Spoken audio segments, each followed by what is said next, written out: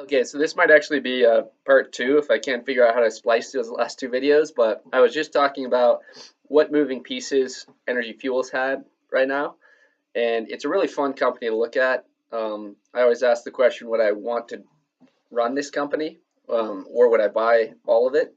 And the answer to this for Energy Fuels would totally be yes, because there's a ton of moving pieces that you could um, really capitalize on. So kind of to start, and I'm just looking at some notes here, but I kind of want to just review what projects they actually have and when they purchase them.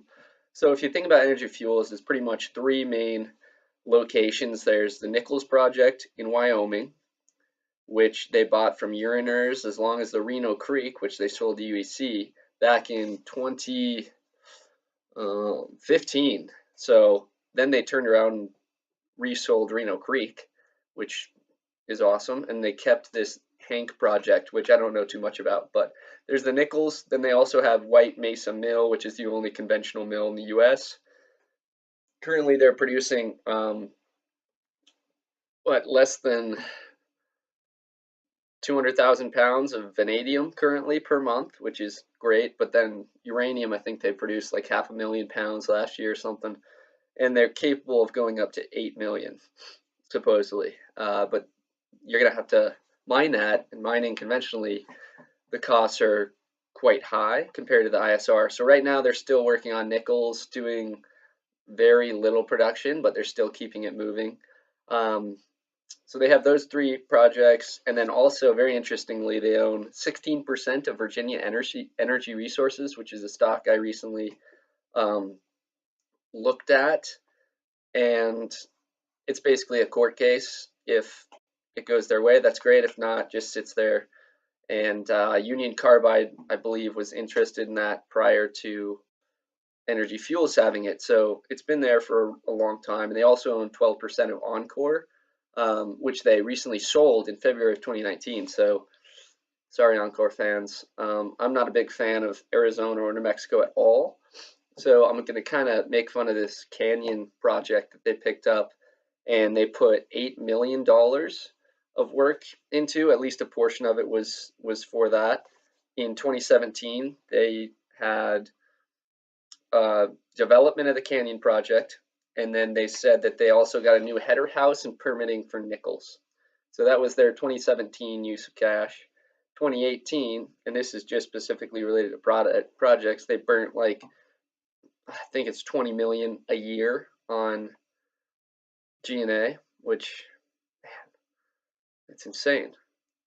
But then in 2018, they also advanced the Canyon project, worked on prepping La Salle, and then also starting White Mesa for vanadium, which I totally agree with. But the Canyon thing, right now, I believe there's a big deal with the Grand Canyon right now, and there's a lot of pushback from some tribes, and I just don't think that these companies can win that battle, to be honest. Grand Canyon's awesome. And, I'm a believer in uranium and you can mine safely, but just the idea of being that close, I think the sentiment just won't be there for overturning this unless the U.S. government really gets desperate for assets, which when I'm looking at what you could do in Wyoming and elsewhere, I just don't see that being totally necessary. So, not really bullish about that. I think it was probably a waste of money. Um, but yeah, it was interesting. I guess they did spend money, and this was kind of the whole root of looking at this company right now is to figure out how is 232 looking to them because they're really conservative. But what they said is they spent where they're going to spend $4.5 million in project readiness activities in 2019. So if you think about it, the first half they haven't spent, I don't think, very much money, at least on these projects, because La Salle was going to be one, and they were pushing forward some permitting. And so it's going to have to be the second half of the year, and they just need to see. I mean, if you're a business, you're not going to go spend 4.5 million for no reason. If you don't know, you can get contracts with these companies. So it makes sense. It's just kind of a wait and see game for them, I guess. But it shows that they're getting ready, which is good. And another thing I think to think about this company is the fact that they don't have any hedged production currently, which is bizarre. So UR Energy has done a very good job of maintaining shareholder value by not diluting and making sure that when they are producing, they're making a profit and just staying at that range. Really impressive. And they're not making acquisitions either, like Energy Fuels is here. So kind of have to look at both sides of that. Obviously, because Alta Mesa, I guess, can produce 1.5 million a year, which is if UR Energy could do that, they definitely would pick up an asset like that. So hopefully, they're expanding with the drill bit, and they are a quality company as well. So I think that's why they both went to the Justice Department and said, if we can't make it work here, we need to pack up our bags, or you actually need to give us some reasonable competitive advantage on home turf. And it seems like a reasonable thing. It's going down April 14th, I believe, and it's going to be really interesting to see what happens with that, because it could change the game for these stocks overnight. And just be prepared, because who knows what will happen if that comes through and then Trump denies it. Then you could really be riding a roller coaster.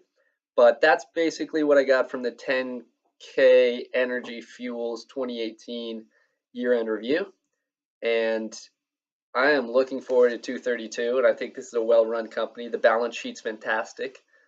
They've got 14 million in cash, sitting on short-term liabilities like 8 million, and quite a lot in properties, and very little in long-term debt other than some obligations for cleanup and such. So overall, I think it's a great company, great time to look at it, although it's run up a fair amount. So, I am obviously not a financial advisor in any means, and I probably know absolutely nothing of what I'm talking about here, and just trying to learn as much as I can. So feel free to